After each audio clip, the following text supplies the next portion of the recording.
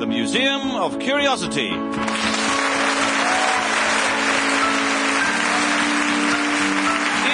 I play the theme tune in a slightly different way.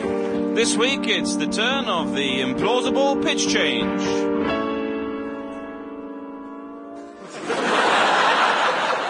Hello, my name's John Lloyd, and I'm the Professor of Ignorance at the University of Buckingham.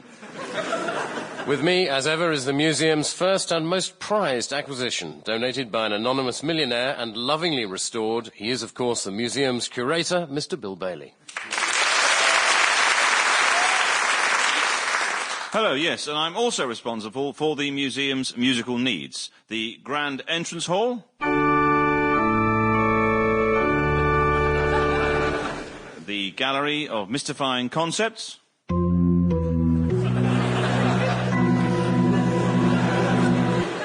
and, of course, the lifts.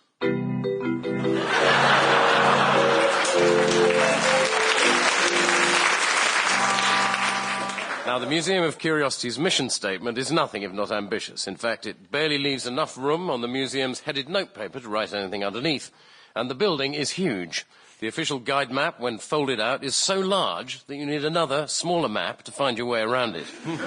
Nothing deserves a place in this museum unless it forces you to rub your eyes, scratch your head, or at least go, hello, and sniff suspiciously.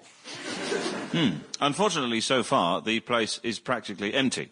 The only part of the museum that's actually delivering on its promise is in here. The Chamber of Spectacular Echoes.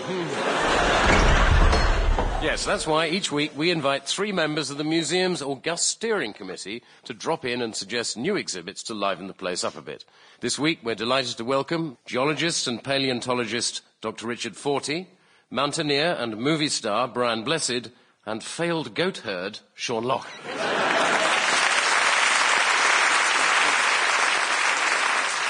Well, now, before we unwrap their exciting parcels, let's hack our way through their densely luxuriant CVs.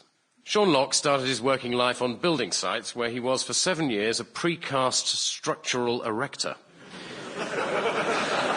He has since taken TV by storm with his comedy talk show, TV Heaven, Telly Hell, his brilliant sitcom, 15 Stories High, and his seminal remark, a bit of advice, never read a pop-up book about giraffes.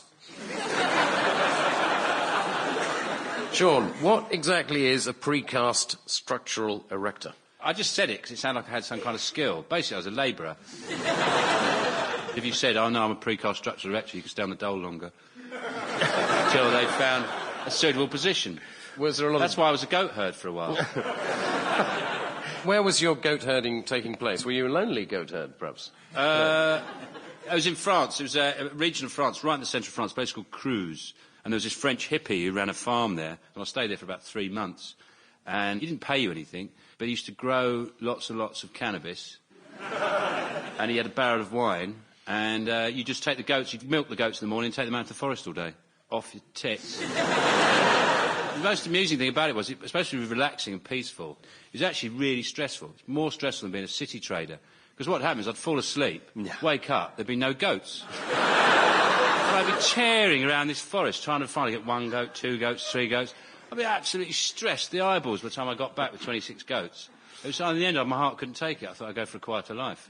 But I've got it on my CV. I genuinely was a goat herder. I can do a French goat herd's call.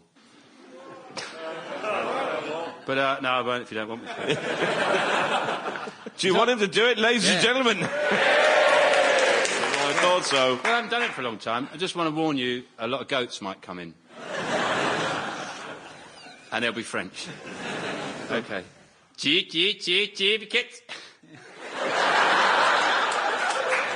That's it.